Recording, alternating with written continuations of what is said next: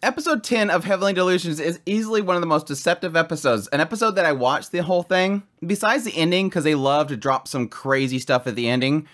But I watched through it and I'm like, okay, there's not really much to talk about here. And then I thought about it. And then I rewatched it. And I'm like, holy crap, there's so much breadcrumbing happening in this episode. It's not even funny. But yes, great episode.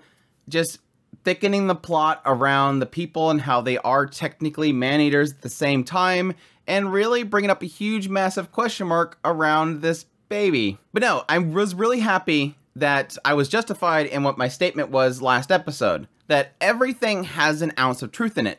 Everything of fiction has some sort of truth within it. And so yeah, sure enough, even the story about him being this pig among this pig farm and having to breed children was technically true. Open up the episode with Juichiro kind of teaming up with them to go get his baby back. And obviously still at the same time, Kiroko not fully trusting this guy. But yes, it ends up being true. This place that he talked about, this big massive school that has this big wall around it, ended up being real. But this is where things start to get really interesting. As the school is empty and they get attacked by a man-eater, the assumption is that the man-eater either ate everybody or they fled or left before the man-eater showed up and it made a nest there. But the breadcrumbing starts the moment that they return back to Juichi. And yes, Kiroko tries to, console him like, yo, look, it's just a nest. They probably left before it. The place was falling apart. But then the other pigs show up. The other boars show up. And the moment that they see him, one of them looks a little upset. Yes, the one that called out for the prison break. So it's obvious from this point, this guy seems a little upset at seeing Juichi. Upset at seeing the one that will want to claim his son. Now here's where I'm getting my theory on this whole thing. The baby doesn't look like Juichi. This baby does not look at all like Juichi, and I have two theories on who the father is. It could either be this boar, number 8 I think it was, the one that he kills, or the man-eater. What's sort of laid out here is they bring him back to the son, and the son's still reaching out for the other guy. Obviously, it's impressioned on him. He's been raising the child the whole time. Makes perfect sense. But Juichi embraces him, takes him in, is super happy to see his son. Everybody's emotional, even I got a little emotional. But after the kid shows signs that he's a man-eater, and Kiroko and them leave, Juichi gets his revenge, which is a really sucky scene, him pointing out the fact that somebody called out as we were leaving. Could it be a grudge? Is it my fault? Was I the traitor? That doesn't matter right now. Right now, all I know is who killed his mother. And the guy smiles, and it totally throws him off. I like that little subtle touch that he's sitting there talking down at him like, you caused the death of her. How dare you? Is this a grudge? I don't know. And then suddenly the guy smiles. A very subtle smile. His last breath of air, he smiles. And it completely throws Juichi off. He went from anger monologue to suddenly stop. Cover him up. Leave. Like, all of his anger just left. I don't need to say this. It indicates this guy knew what he did and sort of is relieved that his turmoil is finally gone. Like, the person I nearly killed, they're here alive. He got his revenge. I deserved it. Move on. But therein lies the problem. I don't think Juichi is the father. So this sort of leaves on a very uncomfortable note for me personally. Yeah, we don't know what the mother looked like, but we do know that the son has the same hair as this guy that he just killed. And again, the other problem that we have is this kid even a human? I think he is in a sense. Like I mentioned before, I think everybody in this world, or most everybody in this world right now, in the future time, in the current time that we just seen, is a product of the facility. Essentially man-made beings that look like humans that have powers of man-eaters. And this baby is just sort of showing his powers early on in his life. But the thing that keeps sticking in my head is, why does he have the same power as the spider? That's the only thing that I can't give up. So there's a couple reasons why that could be. Maybe the spider was drawn to the pig farm because the baby had similar powers as it. So it came there like, oh, my kin's here, I'm gonna come here and attack. The second theory is that it was neither Juichi's or the other guy's baby, and that the man-eater itself impregnated the lady. Or possibly it being present or nearby manipulated the baby. But there has to be a reason why both of these have the same ability. It just doesn't add up. But putting the man-eater aside, and I think I'm going to go more on the idea that the spider was drawn there because they had similar abilities. There is a thought this is just a child of one of these two guys. And again, I don't think it was Juichi. I think it was the other guy. I think this whole thing, the reason why he called out they were escaping is because he was jealous that Juichi was going to run off with his son. Juichi was convinced it was his son because, again, this is a pig farm. They all probably spent time with these women. They all took turns, and she probably slept with both of them, and it turned out to be his. And he was angry that they were leaving. So he got back at him. He stopped them, all leading to this point. Even though he had these massive regrets. It even showed all the signs of him taking care of him. They kept pointing out the fact that he took care of Juichi's son because it was his son. And I almost wonder if Juichi realized that in the end.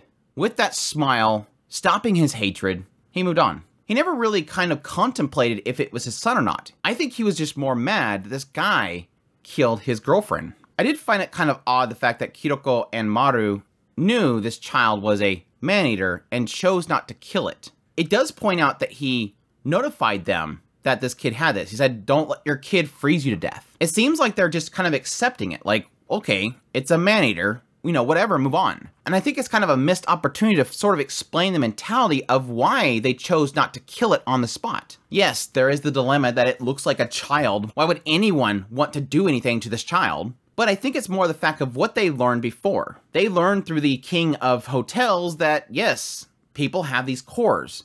And so the assumption there is to connect the two of them. Well, the king of hotels have one of these cores. Maybe they do have man-eater parts inside of them. Maybe there's a mixture within us ourselves.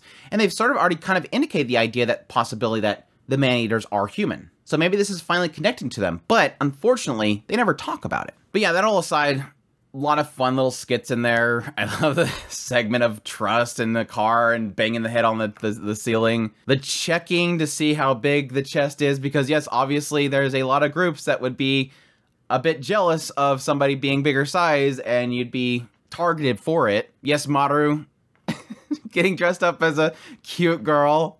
Again, technically, Child of Tokyo looks a lot like Tokyo, so it could probably pull off the cute look. And yes, the cool pose leaving and the car breaks down, which was another kind of breadcrumb. There was so many breadcrumbs in this episode. Them first meeting the boar looked upset, emphasizing the fact that he was taking care of the child. And then, yes, when they go to leave, they said, but are you sure that we can have your car? He's like, oh, well, I don't need any more. Plus, there's a better one here.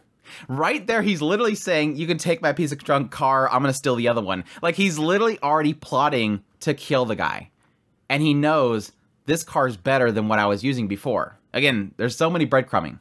Yes, the side of the academy this episode was really, really significant, even though it was very brief. They love doing this. They love spending the whole episode with Maru and then having this little brief moment of something crazy in the academy. The first scene is Tokyo being told that, yes, they're going to be able to take the baby out soon, and then he can return back to Kona, and that she's very upset being there. She doesn't like being separated from Kona. But then this brief scene of the assistant director and Sawatari.